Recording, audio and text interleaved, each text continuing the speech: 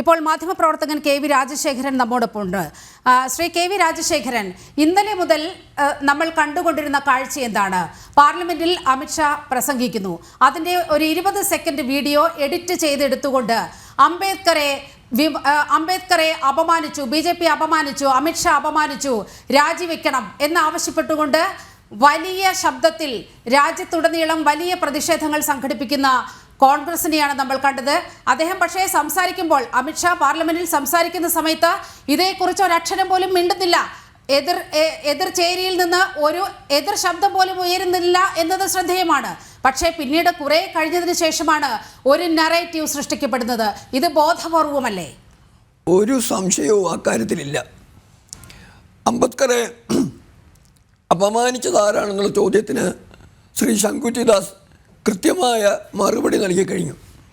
ഇന്നലെ സംഭവിച്ചതാണെങ്കിൽ അങ്ങ് പറഞ്ഞതുപോലെ 20 സെക്കൻഡ് അല്ല, 40 സെക്കൻഡിൻ്റെ അമിത്ഷായുടെ പ്രസംഗത്തിൻ്റെ ഭാഗത്തെ കട്ട് ഷോട്ട് ചെയ്ത് 12 സെക്കൻഡായിട്ടാണ് അവതരിപ്പിച്ചത്.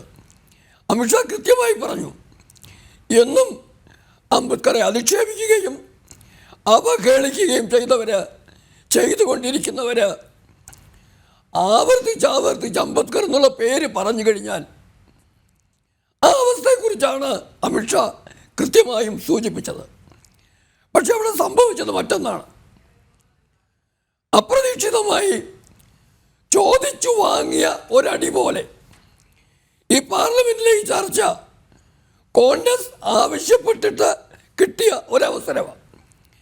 ആ അവസരത്തിൽ കൃത്യമായ ഗ്രഹപാഠം ചെയ്തുകൊണ്ട് അംബേദ്കറെ പലതരത്തിലും അധിക്ഷേപിച്ച ചരിത്രം ഭാരതീയ ജനതാ പാർട്ടിയുടെയും NDAയുടെ നേതാക്കൾ എടുത്തു പറഞ്ഞപ്പം അതിൽ പ്രത്യേകിച്ച് സൂചിപ്പിക്കുന്നു, പേര് ഞാൻ മറന്നുപോയെങ്കിലും ആ ചിരാഗ് പസ്വാന്റെ പാർട്ടിയിലുള്ള 25 വയസ്സുള്ളൊരു യുവതി, ദളിതയാണ്, യുവതിയാണ്, MP ആണ്.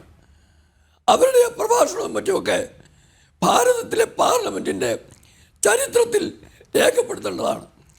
അങ്ങനെ അംബേദ്കറെ അവഹേളിച്ച ചരിത്രം പറഞ്ഞപ്പോൾ പോലും ഒരുപക്ഷെ ആരും സൂചിപ്പിക്കാതിരുന്ന ഒരു കാര്യം കൂടി ഞാനെടുത്ത് പറയുകയാണ്.